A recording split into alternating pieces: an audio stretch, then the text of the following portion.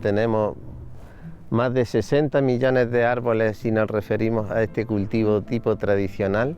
Entonces esto constituye un yacimiento energético de primera magnitud, porque además de nuestro aceite, que es nuestro producto principal, por supuesto, pero sacamos una gran cantidad de biomasa, que significa una fuente renovable de energía muy importante.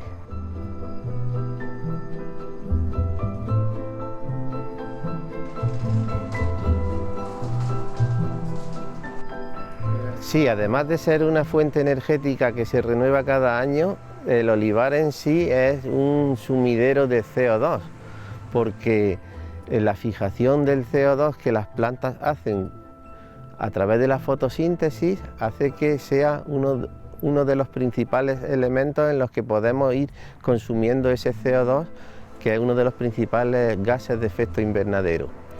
Estamos hablando de una energía renovable porque cada año se genera.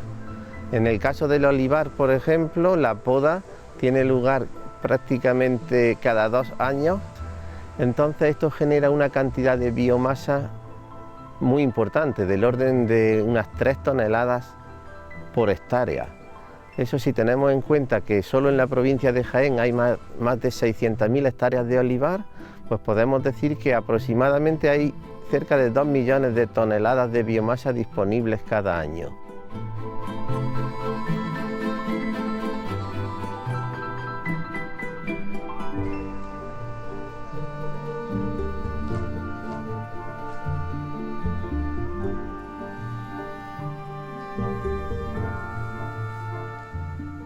Este es uno de los subproductos del proceso de extensión de aceite de oliva, el hueso de aceituna, que tiene una aplicación muy buena como biocombustible y tiene una composición muy interesante en azúcares que podría permitir aprovechamiento para producción de una gama de productos químicos interesantes. El hueso es un combustible muy bueno, tiene un poder calorífico considerable, del orden de las 4.000 kilocalorías por kilogramo, y puede utilizarse muy bien para suministrar el calor que se requiere en la instalación, en la almazara.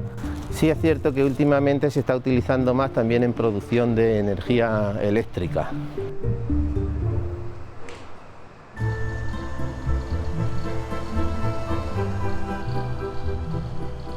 A nosotros, desde el punto de vista científico y técnico, para nosotros es una materia prima de mucho interés porque tiene una composición en azúcares, incluyendo azúcares de 5 átomos de carbono, lo que se llaman pentosas, que pueden utilizarse como plataforma para obtener una gama de productos muy amplia. Así que antes de eliminarlo para quemarlo, pues nosotros pensamos que se puede obtener estos productos interesantes y después ya el residuo destinarlo a combustión. Hasta ahora siempre se consideraba que eran residuos de los cuales hay que deshacerse, por lo tanto tiene también una componente medioambiental muy importante, puesto que por una parte damos una salida a esos materiales, a nosotros no nos gusta llamarlos residuos, sino subproductos, esos subproductos que de todas formas hay que hacer algo con ellos, y pensamos que en lugar de destruirlos quemándolos, por ejemplo, que era la práctica habitual, pues pueden constituir una materia prima muy interesante para transformarla en otros productos de interés. La biomasa se llama así a cualquier material de origen biológico. Generalmente lo único que se exceptúa en esa clasificación tan amplia es los materiales que han sufrido transformaciones geológicas al cabo de muchísimos años, del orden de millones de años. Esto se hace así para eliminar dentro de la categoría de biomasa al petróleo, que también tuvo un origen biológico, pero que no tiene el carácter renovable que se aplica a la biomasa en general. Entonces, biomasa puede clasificarse la biomasa en 3 tipos principales. La biomasa primaria, que es la que tiene lugar como por transformación directa de la fotosíntesis, es lo que estamos viendo aquí en el crecimiento de cualquier planta.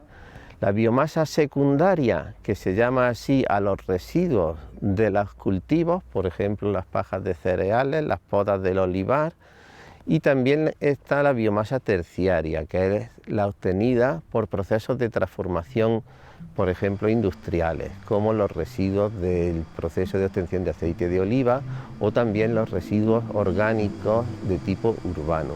Esos son los tres tipos principales de biomasas.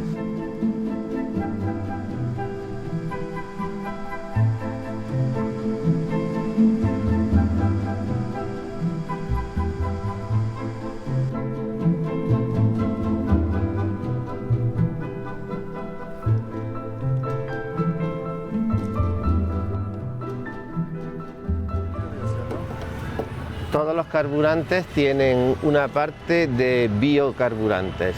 El diésel tiene una parte de biodiesel y la gasolina tiene una parte de bioetanol. ¿Y eso por qué? Esto es porque tenemos una mezcla en todos los carburantes en la Unión Europea y esto es lo que se refleja en estas etiquetas que ahora aparecen en las gasolineras. Este B7 indica que el diésel que estamos poniendo contiene hasta un 7% de biodiesel, mientras que el E5 quiere decir que la gasolina que estamos repostando lleva hasta un 5% de bioetanol. Esto lo que hace es que estamos sustituyendo en este caso hasta un 5% de la gasolina por bioetanol o hasta un 7% del diésel por biodiesel. Y en ese caso, pues las reducciones de gases de efecto invernadero se reducen en la misma proporción. En realidad la producción de CO2 es la misma, solo que al tratarse de combustibles renovables que se obtienen a partir de materias primas renovables, la misma cantidad de CO2 que estamos emitiendo cuando se quema el combustible es la que se fija por la planta en el crecimiento. Bueno, pues vamos a ver esta aguja también. María del Mar, pues aquí tienes las muestras de hojas de esta mañana. Aquí, bueno, toma, estoy poniéndolas tú quizás. Sí. Tenemos que limpiar un poco las hojas y determinarle el peso seco, contenido en polifenoles totales, y luego haremos una caracterización también de los principales antioxidantes que contiene. Y tenemos que determinar el contenido en miligramos por gramo de los principales antioxidantes.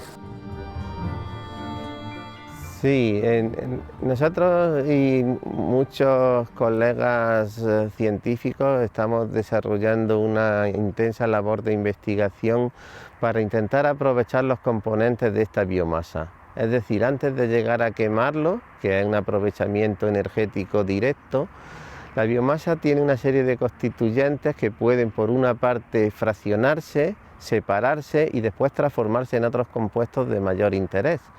Un ejemplo lo tenemos en la producción de bioetanol a partir de biomasa.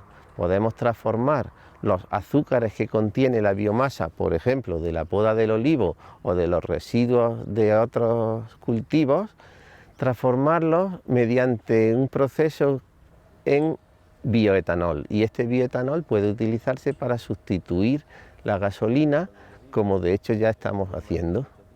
Hasta ahora se sustituye en un pequeño porcentaje, por ejemplo en España, pero hay países como Brasil, donde obtienen bioetanol también a partir de caña de azúcar y de los residuos de la producción del azúcar, y en Brasil pueden utilizarse concentraciones mucho más elevadas, incluso los coches allí pueden repostar directamente el 100% de bioetanol. La diferencia fundamental es que actualmente el bioetanol que nosotros consumimos, por ejemplo en nuestras gasolineras, está obtenido a partir de grano de cereal.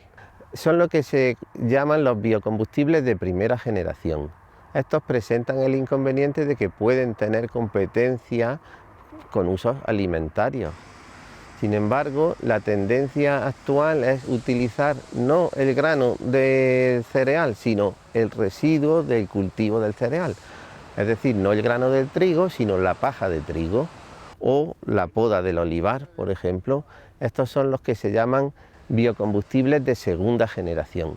El principal inconveniente de estos biocombustibles de segunda generación es que el proceso es más costoso porque requiere otra serie de operaciones para poder convertir los azúcares en etanol.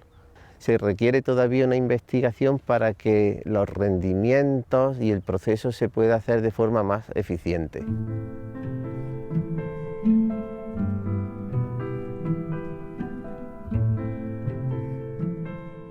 La principal ventaja que tenemos en Jaén es que es una biomasa autóctona. No dependemos de otras fuentes energéticas, por ejemplo, fuentes fósiles que están muy localizadas geográficamente en algunos puntos del planeta. La ventaja de la biomasa como fuente energética es que prácticamente en cualquier sitio hay una biomasa disponible y se genera y se renueva cada año.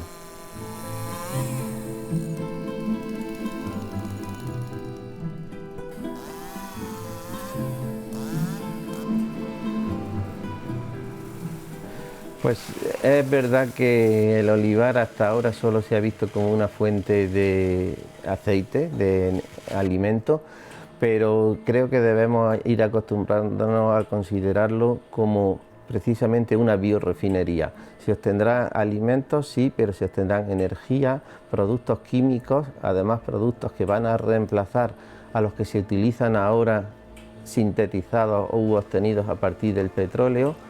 Y yo creo que puede ser un importante aliciente en el manejo del olivar.